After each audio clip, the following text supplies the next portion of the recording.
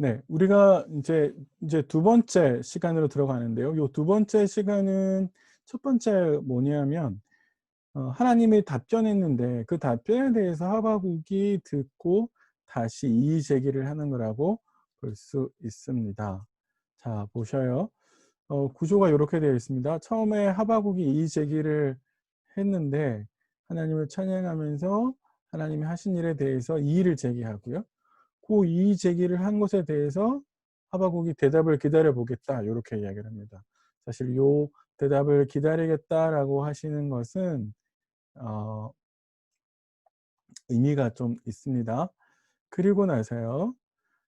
마지막에 요 하박국의 했던 이야기에 대해서 다시 하나님이 "대답하겠습니다."라고 하는 게 있는데 그 대답은 두 가지입니다. 하나는 "믿음으로 살려야 된다."라고 하는 것이고 또 다른 하나는 "의인은 결국 망하게 될 거다."라고 하는 이야기 이렇게 두 개로 볼 수 있습니다. 오늘 저희는 이제 요 첫 번째 대답까지만 좀 살펴보고요. 내일 이 시간에 두 번째 대답에 대해서 같이 생각해 보도록 하겠습니다. 예. 음 처음에 선지자가 시작을 하면서 하나님을 찬양합니다. 거룩하신 하나님이라고 하면서 12 절에 나의 하나님 나의 거룩한 이시여 주께서는 만세 전부터 계시지 아니하시나이까 우리가 사망에 이르지 않았습니다. 이렇게 이야기를 하면서 요 찬양하는 건 뭐냐면 기본적으로 하나님을 부정하지 않는다라고 하는 겁니다. 기본적으로 하나님에 대해서 '도대체 하나님은 믿지 못할 신이야?' 요런 이야기는 아니라는 거예요. 그래서 부정하거나 의심하지 않고 하나님에 대한 신뢰를 가지고 있는 상황에서 일단 말을 하고 있는 겁니다. 자, 그런데 시인은 그런데 어떻게 하박국 선지자가 하냐면 하나님이 하신 일을 지적해요. 제가 지적이라는 말을 쓰는 이유는 뭐냐면 사실 하나님이 하신 일에 대해서 언급을 하는 것인데 지적이라고 이야기하는 거는 기본적으로 선지자가 가지고 있는 생각 속에 '하나님이 하신 일은 옳지 않습니다.'라고 하는 것을 이야기하는 것이죠. 자, 그걸 어떻게 우리가 확인할 수 있냐면 요런 거예요. 선지자가 하나님을 부르는 말을 보면 이렇게 돼요. "나의 하나님"이란 말은 나와 개인적으로 관계가 있는 하나님이라는 것이고 거룩하신 하나님 이거는 하나님이 고대 근동의 다른 신들과는 다르다라고 이야기하는 것이고 여호와라는 분은 하나님께서 이스라엘과 언약을 맺으실 때 쓴 표현이고 반석이라는 말은 이스라엘을 구원하시는 하나님이라는 것이죠. 그러니까 이 모든 표현들은 뭐냐면 선지자가 하나님을 부르는 표현들은 하나님과의 관계와 신뢰를 보여주는 표현이라고 할 수 있다는 것이죠. 자, 그런데 그러면 하나님은 어떤 분이셔야 되냐면 이스라엘을 구원하시고 이스라엘의 반석이 되셔서 이스라엘을 돌보시고 지키시는 분이셔야 되는데 근데 지금 하나님이 하신 일은 뭐냐면 이 유다를 이스라엘을 징계하시기 위해서 바벨론이라고 하는 나라를 세우셨다. 이렇게 이야기를 하고 있는 것이죠.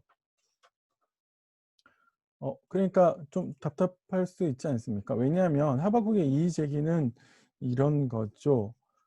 어떻게 하나님은 우리를 지키시고 보호하셔야 되고 그리고 거룩하신 분이시고 반석이신데 13 절에 가면 눈이 정결하신 분인데 어떻게 하나님이 악한 바벨론이 덜 악한 유다를 삼킬 수 있습니까? 그렇게 하시는 게 맞습니까? 그러니까 그건 무슨 말이냐면 결국에 유다가 완벽하게 의롭지는 않지만 그래도 바벨론보다는 의롭거든요. 그러니까 자기보다 의로운 사람을 삼키는 것이 정당합니까? 요렇게 인제 문제 제기를 하는 것이죠. 그러니까 하나님께서 바벨론을 통해서 유다를 치겠다 요렇게 이야기를 했기 때문에 선지자의 입장에서는 어떻게 그 악한 사람이 심판의 도구가 될 수 있는 심판이라고 하는 것은 행위를 바로잡는 것인데 하나님이 바벨론을 통해서 유다를 심판하는 것은 마치 더 유다 사회에 악이 넘쳐나도록 하는 거 아닙니까?'라고 이제 문제 제기를 할 수 있는 것이죠. 그래서 하나님은 악의 패역을 두고 보실 수 없는데 왜 자꾸 거짓된 자들을 두고 보십니까? 라고 이제 하박국이 하나님께 대들고 있다. 사실 문제 제기를 하고 있다. 이렇게 볼 수 있는데요. 근데 이제 여기서 문제 제기를 하는 하박국의 전제는 뭐냐면, 저희가 이제 처음에 시작할 때 그런 신학적인 전제와 관련해서 하박국이 생각을 가지고 있다라고 말씀을 드렸었는데요. 하박국의 전제는 이스라엘의 구원자로서 하나님을 계셔야 된다라고 하는 뿌리 깊은 전제가 있습니다. 그러니까 늘 하나님은 우리에게 구원자로 다가오셔야지 심판자로 다가오시면 안 돼라고 하시는 거라는 거예요. 그래서 심판하러 오시면 안 된다라고 하는 것이고, 두 번째는 오케이, 심판까지 할 수 있다고 생각해 봅시다. 그런데 어떻게 그 심판을 하시는데 악인을 들어서 쓸 수 있습니까? 그거는 정결하신 하나님이라면 그럴 수 없지 않습니까? 라고 이제 하나님께 이의 제기를 하는 것이죠. 그러니까 하나님의 하신 일들에 대해서 하박국은 자신의 신학적인 전제 안에 하나님이 하신 일이 수용이 안 되는 거예요. 이해가 안 되는 거예요. 용납이 안 되는 겁니다. 그래서 다시 이의 제기를 하는 거예요. 그래서 이 이의 제기를 더 확실하게 하기 위해서 자기의 정당성을 제기하기 위해서 바벨론이 행하고 있는 폭력, 그들의 탐욕, 그들의 욕망을 길게 설명을 합니다. 그래서 1장 14절부터 16절까지요.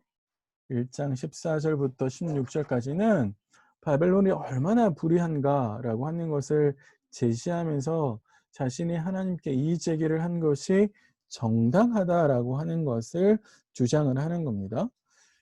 재미있는 표현들이 꽤 많아요. 여기 보시면 바벨론이 폭력을 행하는데 그것을 폭력을 행하는 모습들에서 정복해 가는데 그 정복민들의 모습을 물고기랑 벌레에 비유해요. 이게 그물이 나오거든요. 그물로 물고기 잡아보신 적 있으세요? 제가 시골에서 멸치 잡아보고 해본 적이 있는데, 사실은 그물에 딱 끌리면 물고기는 힘을 못 쓰거든요. 벌레도 마찬가지지 않습니까? 그래서 요 비유는 사실 바벨론의 마루둑 신화에서 등장할 때, 마루둑이라고 하는 바벨론의 창조주라고 여겨지는 신이 다른 신을 잡을 때 그물에 잡습니다. 그래서 아마 선지자가 그 비유를 가지고 와서 쓰는 것 같아요. 근데 결국에 물고기와 벌레의 비유는 결국에 바벨론의 군사력과 힘을 상징하는 것이고, 그 앞에서 약속이 얼마나 비참한 모습을 보이는지를 보여주는 것이죠. 그러니까 사실 바벨론이라고 하는 나라가 피지배 국가들을 정복하는 국가들을 굉장히 하찮은 존재로 여기고 있다라고 하는 것들을 보여주는 것이고요. 더 나아가서 그들이 탐욕을 보이고 있다라고 하는 것이죠. 17절에 가면 그물을 떨고는 계속해서 여러 나라를 무자비하게 멸망시킵니다. 이렇게 이야기하잖아요. 이거는 바벨론이 그냥 요만큼 땅을 차지하고 정복하면 괜찮은데 그것에 만족하지 못하고 계속한다는 거예요. 그리고 나서 그 바벨론의 욕망을 재밌게 표현하는데 16절에요. 그물에 제사하며 투망 앞에 분향한다 이렇게 돼 있잖아요.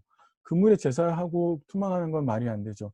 왜요? 우리는 사실은 신상 앞에 가서 절을 하거든요. 그런데 이거는 사실 뭐에 선지자가 비꼬고 있는 거냐면 종교라고 하는 것에서 본질적으로 비꼬고 있는 것이죠.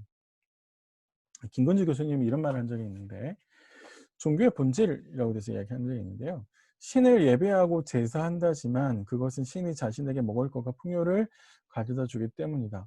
그물과 투망에 제사하고 분향하는 행동이나 물질의 복과 번영을 약속하고 가져다 주는 신에게 예배하는 것이나 본질적으로 무슨 차이가 있는가?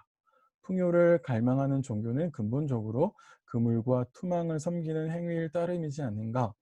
이게 무슨 말이냐면 결국에 그게 신상이건 그물이건 투망이건 자신에게 복을 가져다 주는 존재라면 인간은 얼마든지 거기 앞에서 제사하고 분향할 수 있다는 거예요. 그게 종교의 사실 고대 근동의 종교의 본질이고, 만약에 그런 차원에서 우리가 하나님을 예배하고 하나님이 내게 복을 주시기 때문에 내게 일을 잘 할 수 있도록 해 주시기 때문에 내 가족을 지켜 주시기 때문에 남편이 승진하기 때문에 기타 등등의 나의 필요를 채워주시는 알라딘과 같은, 알라딘의 요술램프에 나오는 그런 지니와 같은 신으로 하나님을 섬기고 있다라면 결국에 우리는 똑같다는 거예요. 바벨론의 사람들이 그물과 투망에 제사하고 분향하는 것과 다르지 않다라고 하는 것이죠. 이거는 2장에 가면 다시 한번 우상의 이야기를 하면서 나올 텐데요. 그때 다시 한번 좀 살펴보도록 하겠습니다. 자, 지금까지 하박국이 한 이야기는 뭐냐면 하나님이 하신 일에 대해서 이의 제기를 하고 자신의 이의 제기가 왜 근거가 있는 것인지 정확한지 정당한지 그에 대한 근거를 이야기한 건데 그거는 바벨론이라고 하는 나라가 얼마나 악한 나라인지를 설명하는 것에 집중했어요. 자, 그렇게 하면 결국에 하나님의 대답은 하나님이 하신 일은 옳지 않다라고 이야기를 하는데 사실 2장 1절에 하박국이 하고 있는 행동을 보면 그게 틀렸다라고 하는 것이 명확하게 이제 자기 의도를 드러냅니다. 2장 1절에 한번 보세요. 내가 내 파수하는 곳에 서며 성루에 서리라 이렇게 돼 있죠. 파수하는 곳, 파수하는 곳이랑 성루는 사실 적이 오는지를 자세하게 지켜보는 곳이에요. 지금 내가 파수하는 곳에 설 거야. 내가 성루에 서서 이렇게 보리라 이렇게 이야기하는 건 무슨 말이냐면 파수꾼이 적의 동태를 살피는 것처럼 하박국은 자신의 탄식과 부르짖음에 대해서 하나님이 어떻게 대답하시는지 그 말 한마디도 놓치지 않겠다 이렇게 이야기하는 거예요. 네, 진짜 하나님 뭐라고 대답하는지 내가 좀 들어보겠다 이렇게 이제 이야기를 하는 겁니다. 결국에 하박국의 요런 태도가 보여주는 건 뭐냐면 진짜는 뭐예요? 하나님이 틀렸다는 거죠. 하나님이 하신 거 바벨론을 유다를 징계하기 위한 도구로 쓰신다라고 하는 거 그거 틀렸다라고 이야기를 하는 겁니다. 그 전제는 뭐냐? 그 기준은 뭐냐? 내 신학 안에서 그거 수용이 안 된다는 거예요. 내가 알고 있는 하나님은 그런 분이 아니라는 거예요. 그러니까 그렇게 봤을 때 바벨론을 통해서 유다를 징계하는 것은 진짜 옳지 않다라고 이제 선지자가 이야기한다는 겁니다. 그래서 선지자의 전제는 자신의 신학 안에서 하나님의 행위는 옳지 않다라는 것이고 그래서 이의 제기를 했고 그 이의 제기에 대해서 근거를 마련했습니다. 자, 하박국 선지자가 그렇게 이의 제기를 했는데요. 그 이의 제기에 대해서 이제 또 답이 있어야죠. 구조상으로 보면. 그래서 하나님이 두 가지 대답을 하시는 것처럼 보이는데 첫 번째 대답은 오늘 여기까지 살펴볼 우리가 2장 2절부터 4절까지 하박국을 비롯한 의인들이 해야 할 일이 뭐냐라고 하는 것. 그래서 믿음으로 하나님의 약속이 이루어질 것을 확신하는 것이 첫 번째 대답이고요. 두 번째 대답은 하나님이 하실 일이 악을 행한 이들을 벌하시고 징계하시는 겁니다. 이 대답의 순서는 참 중요해요. 그리고 먼저 하나님이 요구하시는 거죠. 믿음으로 약속이 이루어질 걸 확신해라. 이 믿음이 없으면 하나님이 하실 일들에 대해서 기다리지 못하거든요. 그러니까 하나님이 하실 게 먼저 이야기하는 게 아니라 이걸 먼저 이야기해요. 소극적인 답변이지만 믿음으로 하나님의 약속 이룰 걸 확신해라. 하나님이 반드시 그들을 징계할 거다. 그리고 그들을 징계하실 것을 기다려라. 이렇게 이제 볼 수 있다는 것이죠. 자, 그래서 하나님의 대답이 이제 주어지는데요. 하나님의 첫 번째 답변이 2장 2절부터 4절입니다. 2장 2절부터 4절은 꽤 우리가 이제 신약에서도 인용되어 있어서 바울의 글에서도 인용되어 있어서 저희가 꽤 많이 익숙한데 하나씩 뜯어보면 꽤 살펴볼 게 많습니다. 첫 번째 하나님이 뭐라고 이야기를 하시냐면 이렇게 이야기 2절에 여호와께서 내게 대답하여 이르시되 너는 이 묵시를 기록하여 판에 명백히 새기라 달려가면서도 읽을 수 있게 하라 이렇게 되어 있는데요.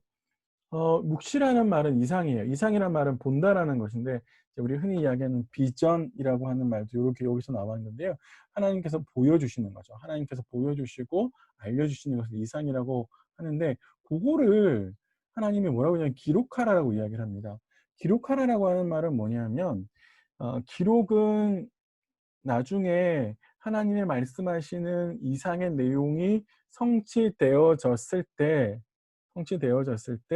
그때 하나님이 말씀하셨다라고 하는 것들을 증거하기 위한 거거든요. 그래서 묵시가 드러날 때가 있을 텐데 그 때를 위해서 기록하고 그 기록하는 걸 통해서 증거가 되게 하라 이렇게 되는 거고 두 번째는 기록하라고 말씀하시는 이유는 많은 사람들이 볼 수 있도록 하는 겁니다. 많은 사람들이 사실은 하박국뿐만 아니라 하박국 동시대 사람들이 하나님의 믿음으로 살아가는 것에 대해서 굉장히 어렵고 힘든데 그들이 그들에게 도전하고 위로하기 위해서 이렇게 증거 기록하라라고 이야기하는 겁니다. 자, 그런데 저희가 약간 오해할 수 있는 말씀이 있는데요. 2절 하반절에 보시면 너는 이 묵시를 기록해서 판에 명백히 새기되 달려가면서도 읽을 수 있게 하라. 요렇게 우리 개역 성경에 번역되어 있는데 요 개역 성경의 번역대로의 뉘앙스라면 히브리어 글자는 쪼끔만 삐딱하게 써도 오해가 할 수 있거든요. 그러니까 우리 이제 달렛이라 그래서 우리의 한글의 기역과 아주 유사한 형태의 모양이 있는데 고걸 쪼끔만 구부리면 레시가 돼서 글자 뜻이 완전히 달라지게 돼 있어요. 자음의 모양이. 그러니까 히브리어는 쪼끔만 삐딱하게 써도 오해할 수 있으니까 "정확하게 써." 요렇게 이야기를 하는 것처럼 번역을 했는데 아니요. 사실 그렇게 번역하기보다는 요렇게 번역하는 게 나을 것 같아요. 그것을 읽는 사람이 읽게 되면 그 읽는 사람은 달릴 거다. 요렇게. 왜냐하면 기록된 내용이 너무 명확하고 확실하기 때문에 그 내용을 본 사람들은 다른 사람들에게 그것을 알리기 위해서 그 소식을 전하기 위해서 달려간다라는 겁니다. 그래서 요 내용은 하나님의 약속의 내용들을 읽은 사람들이 분명한 소식을 듣고 그것을 전달하기 위해서 달려가고 있다라고 하는 내용으로 읽는 게 좋겠습니다. 자, 그래서 하나님의 요 묵시를 그래서 기록하라라고 이야기를 하고요. 왜 기록하냐? 이거는 이루어질 때가 있다라는 거예요. 우리 성경의 2장 3 절에 "너는 이 묵시를 기록해서 판에 명백히 새기되" 요렇게 되어 있는데요. 정한 때라는 말은 이게 나중에 이제 절기로 번역되는 단어인데요. 요거는 절기는 해마다 반복이 되잖아요. 6 월절의 시간이 올해 6 월절은 여기 내년은 또 다르게 그렇게 하지 않잖아요. 그래서 절기로 번역되면서 이거는 정해진 시간이 있으니까 이거는 하나님의 묵시의 내용이 딱 고 때가 되면 하나님이 정하신 타임 스케줄에 의해서 정하신 때가 되면 이루어진다는 의미고요. 그리고 종말이라는 말도 쓰고 있는데 그 종말이 속히 이르겠다 이렇게 이야기하잖아요. 우리 흔히 종말하면 끝 이렇게 생각하잖아요. 이제 마지막. 그래서 종말이 오면 뭐 지구의 종말 뭐 이런 이야기를 하는데 사실 성경에서 이야기하는 특별히 구약에서 이야기하는 종말이라고 하는 것은 마지막이라는 의미보다는 하나님의 약속, 하나님의 말씀이 마침내 성취되고 이루어지는 시간을 종말이라고 표현해요. 그런데 그 종말일과 정한 때는 속히 이른다 이렇게 번역했는데 요 말은 헐떡인다는 뜻이에요. 이게 무슨 말이냐면 100m 달리기 해 보셨죠?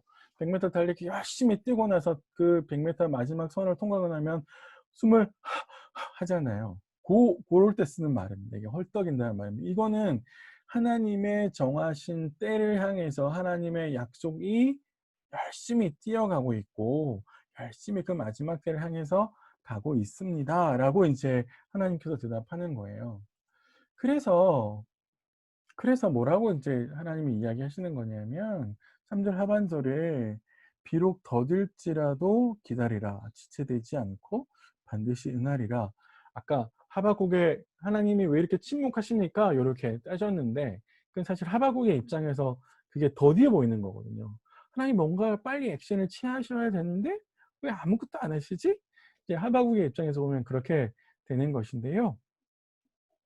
사실 하나님의 입장에 보면 그렇지 않다라고 하는 겁니다. 그래서 요 말이 참 재밌게 쓰여 있는데 요 양쪽에 있는 말만 보세요. "그것이 질체할지라도 우리 눈에 지체할 것처럼 보여도 혹은 내 생각과 내 판단과 내 기준에는 '이거 왜 이렇게 안 되지? 빨리 안 하시지?'라고 보여도 사실 그거는 지체하지 않는 거다라는 거예요. 그건 뭐냐면 하나님께서 하나님의 때에 하나님의 방법으로 하나님의 타임 스케줄에 맞춰서 이루고 있거든요. 그래서 우리에게 필요한 건 뭐냐면 기다리는 거예요. 왜? 그건 반드시 임할 것이기 때문에. 그럼 보세요. 그것이 반드시 임할 것이기 때문에 기다려야 되는데 기다리지 못하면 그 임하는 걸 보지 못하겠죠. 그래서 하나님이 요구하시는 건 뭐냐면 "하나님 어떻게 할 거예요? 언제 할 거예요?" 라고 우리에게 "그걸 알려 주십시오." 요거 이야기하는 게 아니고요. 그게 필요한 게 아니고 그거는 사실 하나님의 주권 안에 있는 내용이기 때문에 우리가 그걸 손댈 수가 없어요. 다만 우리에게 요구되는 건 뭐냐면 하나님의 약속이 성취될 것에 대해서 확신하는 겁니다. 확신하는 거예요.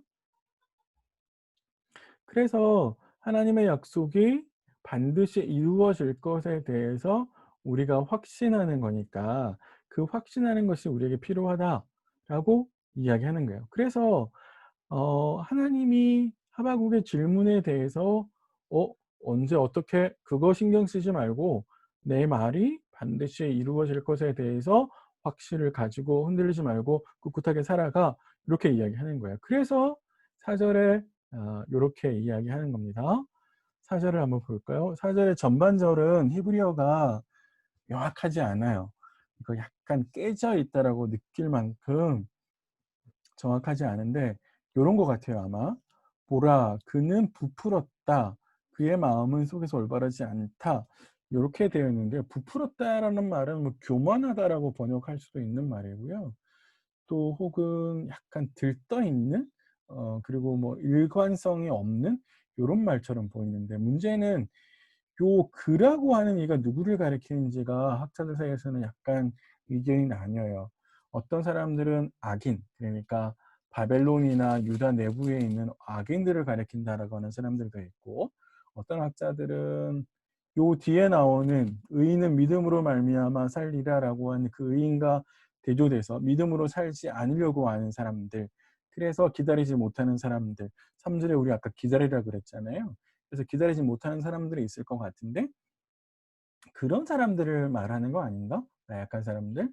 예. 그래서 고런 사람들을 가리키는 것처럼 보이는데요. 예. 제가 생각할 때는 아이고 어 제가 생각할 때는 제가 생각할 때는 요거 같아요. 나약한 사람들이라고 보는 게 문맥의 흐름에 맞춰서 볼 때 훨씬 더 괜찮아 보입니다. 그렇게 보는 게 더 좋을 것 같고요. 그래서 하나님이 그 의인에게 뭘 요구하시냐라고 하면 "의인은 믿음으로 말미암아 살 거야." 이렇게 이야기하는 겁니다. 자 여기에서 믿음이라고 번역된 히브리어 단어는 에무나라고 하는 단어인데요.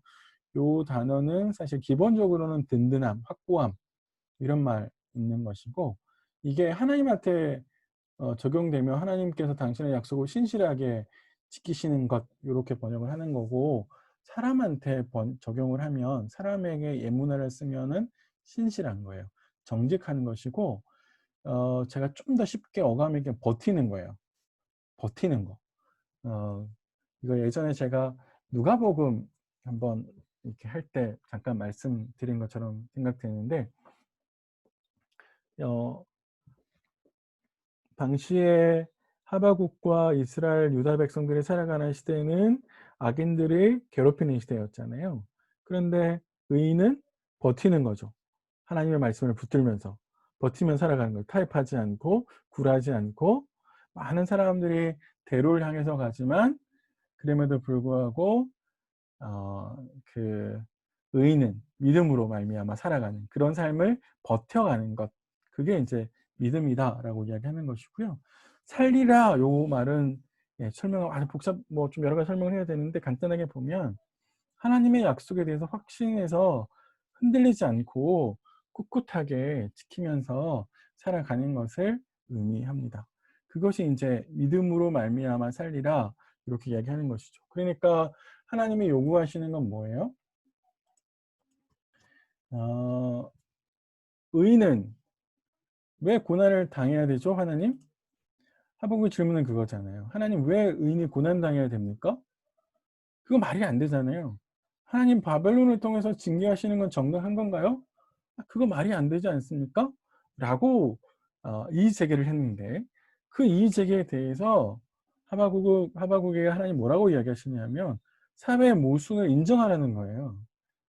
그것을 왜 그런지 따지지 말고 그거를 인정하고, 다만 너를 비롯한 의인들은 약속, 하나님께서 반드시 의인을 구원하시고 악인을 심판하실 거다. 하나님께서 당신의 뜻을 반드시 이룰 것이다. 라고 하는 약속을 의지해서 살아가라. 라고 이제 이야기를 하는 겁니다. 네가 제기한 질문에 대해서는 그거는 하나님의 주권 안에 있는 것이니까 하나님을 신뢰하고 가라. 라고 하는 것이 하나님의 대답인 것이죠. 예. 자, 요렇게 오늘 이제 첫 번째 시간, 하박국 1장 시간 요렇게 좀 정리를 할 수 있겠습니다. 네. 혹시 질문이 있으시거나 혹시 덧붙일 말씀이 있으시면 말씀해 주시면, 예, 제가 음소거를 해 드릴게요. 잠깐만 기다려 주세요.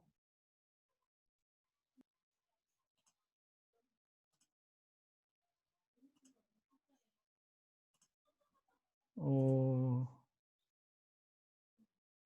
왜,